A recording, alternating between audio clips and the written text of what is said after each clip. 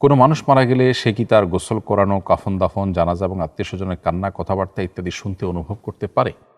মানুষ মারা যাওয়ার পর তাকে গোসল দেবার সময়, কাফন দাফন করানোর সময় তার আত্মীয় স্বজনের মুভমেন্ট, তাদের কান্নাকাটি, তাদের কথাবার্তা ইত্যাদি মৃত ব্যক্তি পুরোপুরি অনুভব করা, শুনতে পাওয়ার কথা কোনো হাদিসে এভাবে বর্ণিত হয়নি। তবে নবী করিম সাল্লাল্লাহু আলাইহি ওয়াসাল্লাম থেকে প্রসঙ্গে দুটি হাদিসের কথা আমরা জানি। তার একটি বর্ণনা করেছেন আনাস রাদিয়াল্লাহু তাআলা আনহু, আর অপরটি বর্ণনা করেছেন আব্দুল্লাহ ইবনে আব্বাস রাদিয়াল্লাহু তাআলা আনহু।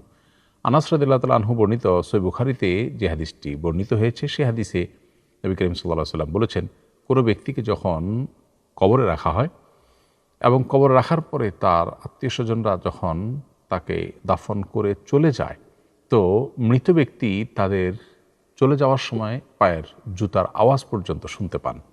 এখান থেকে বোঝা গেল যে মানুষ কবরস্থ হওয়ার পর তাদের আত্মীয় স্বজন এর মুভমেন্ট, তাদের কবর জিয়ারত ইত্যাদি এগুলো অনুভব করতে পারেন। কিভাবে, সেটা আল্লাহ তাআলা একমাত্র ভালো জানেন। একটা বিশেষ রূহ তাদেরকে দিয়ে শুধু এটুকু অনুভব করবার সুযোগ, অথবা কবরে বা বারজাখী জীবনের শাস্তি কিংবা নেয়ামত অনুভব করার সুযোগ আল্লাহ তাআলা দিয়ে থাকেন।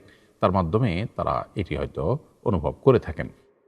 আব্দুল্লাহ ইবনে আব্বাস রাদিয়াল্লাহু তাআলা আনহু বর্ণিত হাদিস থেকে আমরা জানি যে নবী করিম সাল্লাল্লাহু আলাইহি ওয়াসাল্লাম বলেছেন, কোনো ব্যক্তি যদি কোনো মৃত ব্যক্তির কবরে গিয়ে সালাম পেশ করে, কবর জিয়ারত করে, এবং লোকটি যদি মৃত ব্যক্তির দুনিয়াতে পরিচিত হয়ে থাকে, তাহলে মৃত ব্যক্তি সেটা অনুভব করেন যে কে তাকে সালাম দিয়েছেন, এবং আল্লাহ তাআলা তাকে রাদ্দাল্লাহু রূহাহু, আল্লাহ এক প্রকার রূহ তার মধ্যে ফেরত দেন, যার ফলে সে সালামের জবাব বা জিয়ারতকারী ব্যক্তি যখন সালাম পেশ করে তার উত্তর বা রিপ্লাই তিনি দিতে পারেন।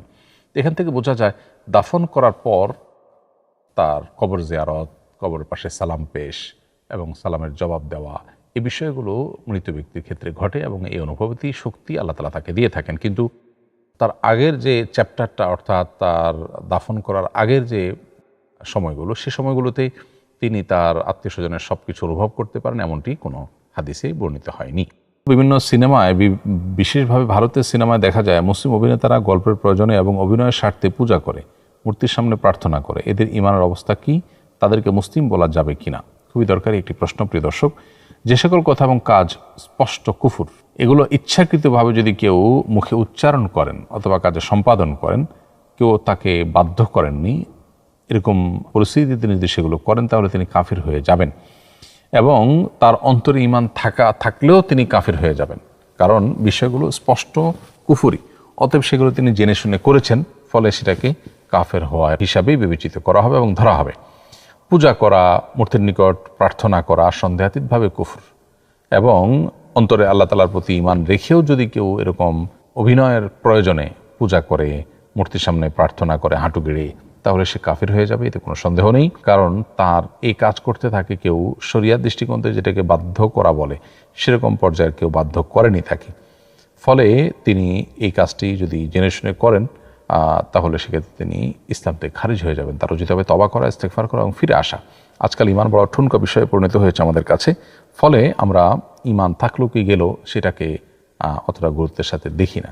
খুবই দুর্ভাগ্যজনক একটি ব্যাপার। আমাদের ক্যান্টিনের বাবুর্চি অমুসলিম, তার হাতের রান্না খাওয়া কি বৈধ হবে? অমুসলিমের রান্না খাওয়া বৈধ।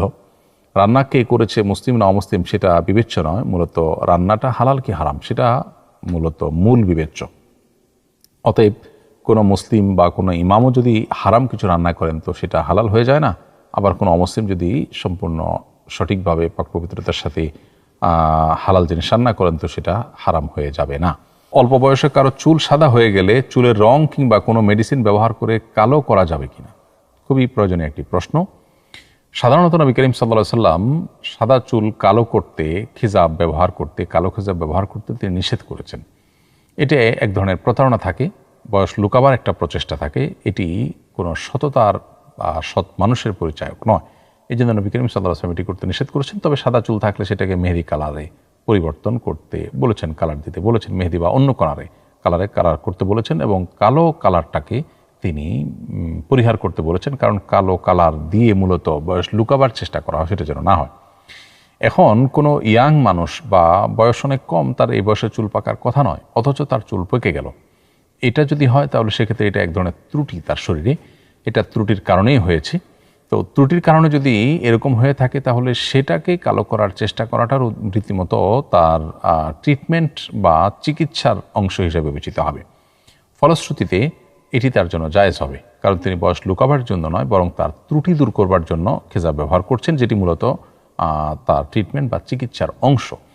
ফলে অল্প বয়সে চুল যদি সাদা হয়ে যায় তিনি কালো খেজাব ব্যবহার করতে পারবেন। তবে উত্তম হয় কালো খেজাবের সাথে মেহেদি বা অন্য কোনো কিছু হালকা হলেও মিশিয়ে নেওয়া, যাতে করে সরাসরি হাদিসের খেলাফ না হয়।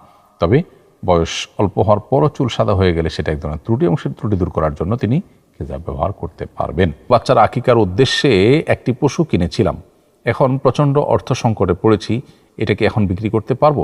আকিকার উদ্দেশ্যে কোনো পশু কিনলে সেটা নির্ধারিত হয়ে যায় না, সেটাই আকিকা করতে হবে এমন কোনো বাধ্যবাধকতা নেই। যদি নিরুপায় হয়ে আপনি সেটি বিক্রি করেন তো সেটা জায়েজ আছে, এবং বিক্রি করে অন্য কোনো খাতে ব্যবহার করাটা না জায়েজ কোনো কাজ হবে না। রেস্টুরেন্টে খাবার খাওয়ার সময় সাধারণত আমাদের পায়ে জুতা থাকে। এক আলেমের কাছ থেকে শুনেছি খাওয়ার সময় জুতা পরিধান করা উচিত নয়, এ ব্যাপারে নাকি হাদিসে নিষেধাজ্ঞা আছে, এ ব্যাপারে জানতে চাই। জুতা পরিধান করে বা জুতা পায়ে রেখে খাবার খেতে কোনো নিষেধাজ্ঞা কোনো বিশুদ্ধ হাদিসে বর্ণিত হয়নি। অতএব আপনি জুতা পায়ে খাবার গ্রহণ করতে পারেন, বা খাবার খাওয়ার সময় আপনার পায়ে জুতা পরিহিত থাকতে পারে। মুস্তাদরাকে হাকেমে এমন একটি হাদিস পাওয়া যায় আনাস রাদিয়াল্লাহু তাআলা আনহুর বরাতে। হাদিসটির ভাষ্য হলো, ইদা আকালতুম ফাখলাউ নিআলাকুম, তোমরা যখন খাবে তখন তোমাদের জুতা খুলে নিবে, ফাইন্নাহু আরওয়াহু লিআবদানিকুম, এটা তোমাদের শরীরের জন্য বেশি ভালো। তো এই হাদিস সম্পর্কে হাফেজ যাহাবী রাহমাতুল্লাহ আলাইহি বলেছেন, আহসিবুহু মাওদুআন, এটাকে আমি জাল হাদিস মনে করি। এই হাদিসকে কোনো আলিমই বিশুদ্ধ হাদিসের কাতারে শামিল করেননি। ফলে পায়ে জুতা রেখে বা পরিধান করে খাবার খেতে কোনো হাদিসে আসলে নিষেধাজ্ঞা বর্ণিত হয়নি।